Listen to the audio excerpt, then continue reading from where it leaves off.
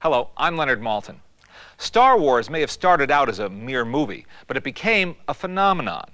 It changed the way movies were made and perceived and marketed. It ushered in a new era of science fiction and fantasy and developed a whole new vocabulary of visual special effects. And the man who created the film, who imagined it and then realized it, is here with us today to share some of his memories. George Lucas. George, if I asked you to sum up your feelings today, looking back at the whole Star Wars experience, if I asked you to sum that up in one word, what word first comes to mind? If there's anything the Star Wars experience has been for me, it's unpredictable. You know, not only in the making of the movies and in creating the stories in the first place, which is the fun of it, is because you don't know where it's going to go, and the making of them were a huge adventure. But the success and all the stuff that's come after it and everything is just, you have no idea what's going to happen next. Let's go all the way back to the beginning.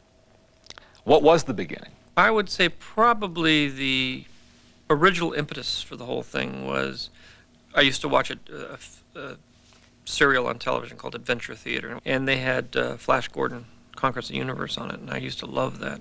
So I went off and wrote my own space opera and developed the story and took it to United Artists that had the first rights to it. They said no, they didn't want it, and then I took it to Universal because I just finished American Graffiti, and they said no, they didn't want it.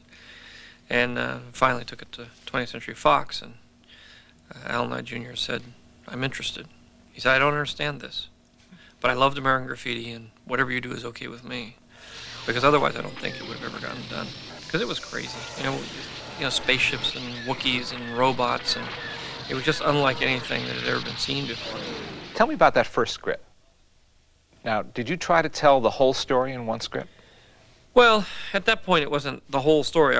I wrote a script, and the script was very ambitious. It told a very large story.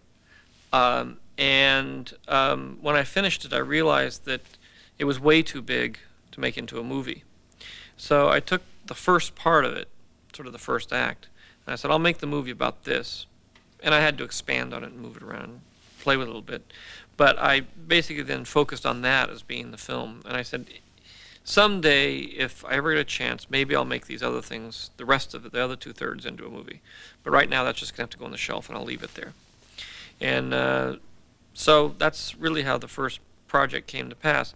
The other part of it is in order to write that first script, I had to write a backstory about where Darth Vader came from, how the kids evolved, his wife, how Ben related to all that, how the Emperor came to power. And that ended up being the basis for the projects that I'm working on now. You have a go-ahead on the script. You're revising it as you're preparing now to shoot the movie. How do you begin to prepare to shoot this movie? I went around and there were no departments at the studios, no one to do this. So I had to sort of build up from scratch my own special effects company in the process of starting this whole thing.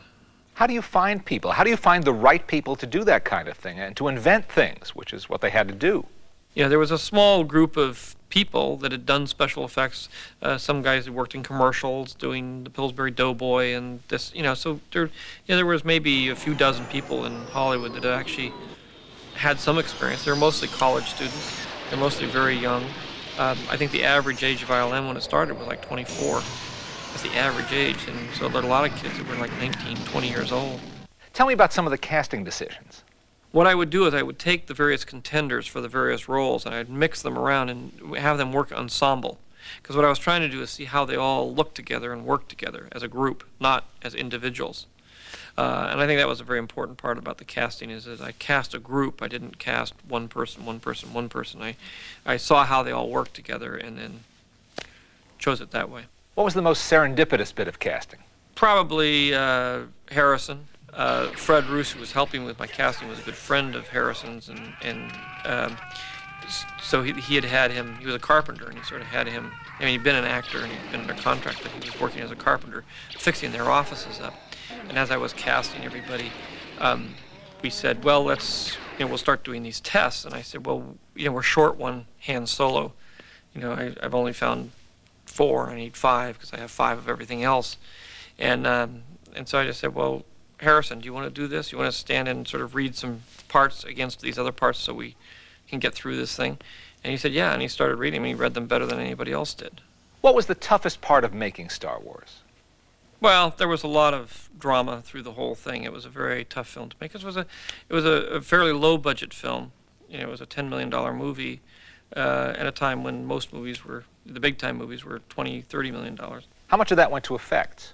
Well, $2 million went to effects. There weren't very many effects. And I think the toughest part was when I finished shooting, I came back to the United States. I had no editor. I had to reassemble the entire movie of what had been cut, start from scratch. I went down to ILM, and they'd spent $1 million out of the $2 million.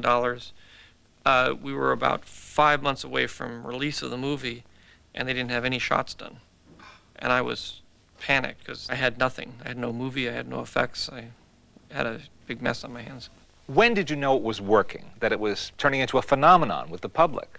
It was, it wasn't really until it came out and it was in the theaters. I was still, even the day it came out, and Laddie called me and said, it's a hit, the first 3 performances sold out, it's going to be giant. I said, look, all science fiction films do well in the first week. Wait until the 3rd week, and then let's see what happens. So I was always the pessimist. I'm sure you know how much Star Wars means to so many, many people around the world. We all appreciate you sharing your memories with us today, George.